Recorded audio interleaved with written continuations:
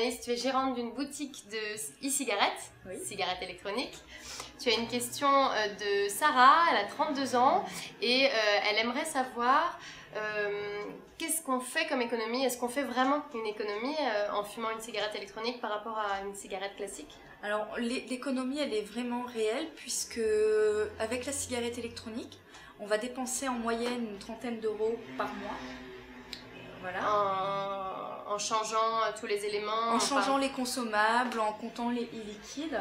Donc si vous voulez, on peut compter l'achat du premier kit. Hein.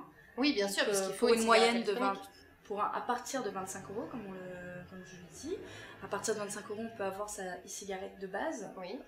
Et un fumeur va dépenser en moyenne à l'année 1700 euros, contre 360 euros en moyenne pour la cigarette électronique. On achète une cigarette électronique à 25 euros prix de base. Ouais. On a 30 euros de frais d'e-liquide, de changement d'atomiseur, etc. tous les mois. Et donc on dépense en moyenne 380 euros par an pour consommer une cigarette électronique. En moyenne.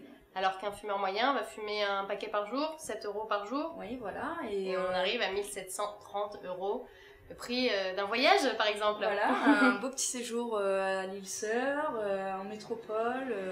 Donc pour la différence, on peut quand même partir un peu en vacances en fumant la cigarette électronique. Voilà. Donc on économise vraiment, Sarah, ça vaut le coup. Ça c'est pour un fumeur moyen. À partir de quand c'est pas rentable? Un fumeur qui fume énormément? Un fumeur qui fume occasionnellement. L'inverse, c'est quelqu'un qui fume très peu de cigarettes.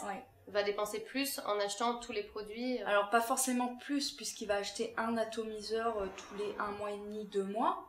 Pas forcément plus, mais il va quand même renouveler son e-liquide, son atomiseur, et ce sera pas forcément avantageux. Donc pour le fumeur occasionnel, c'est moins avantageux ou peut-être équivalent de fumer une cigarette électronique. Voilà. Pour le gros fumeur, normalement, s'il a le bon conseil pour la dose de nicotine, donc il va pouvoir gérer sa consommation, puisque avec la nicotine, il va pouvoir sentir un effet de satiété plus rapidement et poser sa cigarette électronique tel qu'on éteindrait un mégot de cigarette dans un cendrier.